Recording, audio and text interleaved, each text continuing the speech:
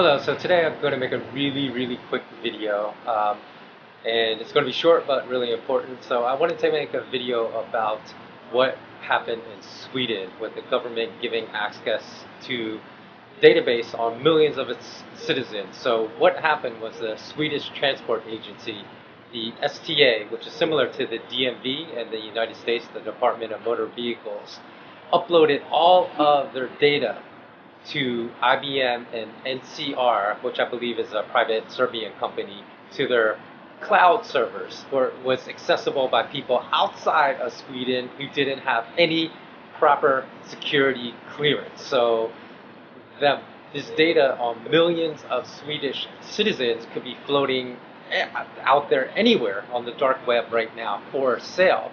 So when I looked at the Swedish Transport Agency to see what kind of data was being kept, and this actually happened in September of 2015, although the Swedish government and the Prime Minister is just admitting it now, in 2 years later, in mid-July of 2017.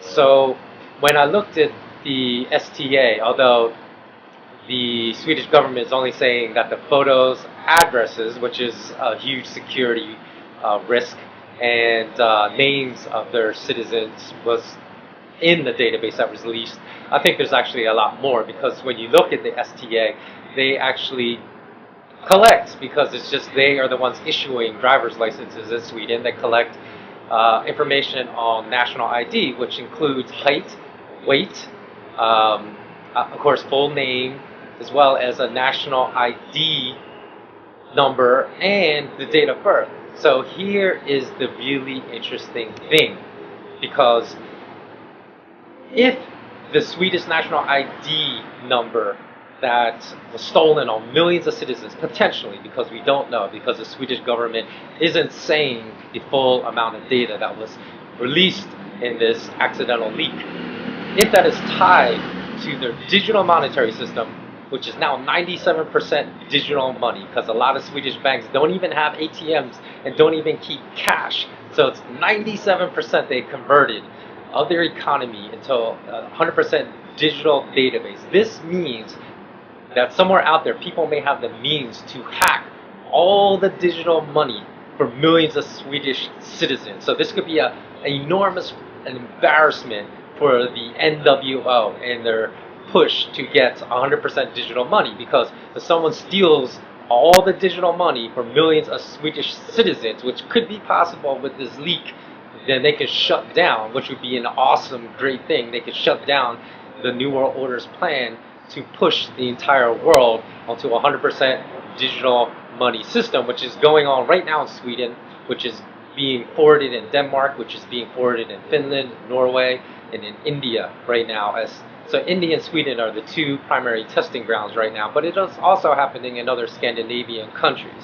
So it'd be really interesting to see if someone can take advantage of this hack to empty out millions of Swedish citizens' digital money savings accounts.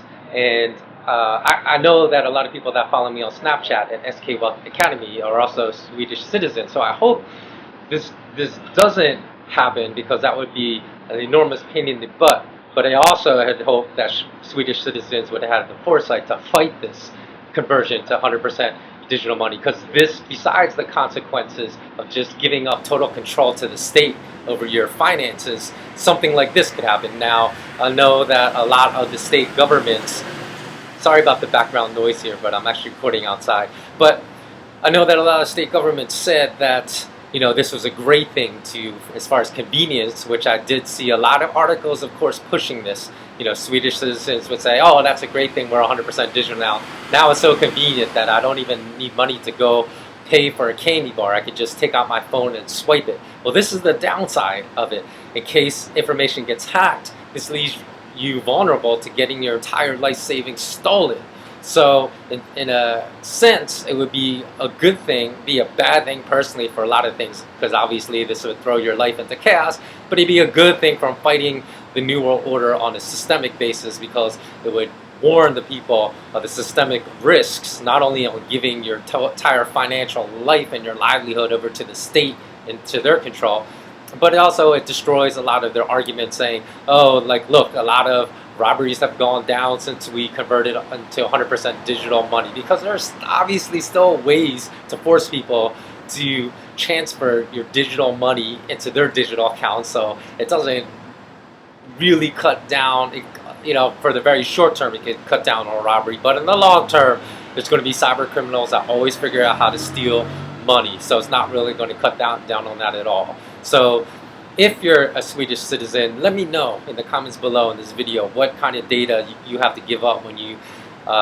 go get a driver's license. If there's anything I'm missing, that in addition to your national ID, your birth date, your full name, and your weight being stolen from this leak. And here's the other thing too, that would be a great condemnation of the Swedish state and the Swedish government, that since they realized this happened September 2015, are not even releasing this. They pushed extremely hard to push their society into 100% digital monetary society, knowing that the data on millions of Swedish citizens that's potentially tied to the digital money accounts that they own was compromised. So that would show, if there's not an independent, let me know if there's some other type of independent separate ID number that links you to your digital monetary account outside of anything data that is required on the national ID card, because that's what I'm really interested to know.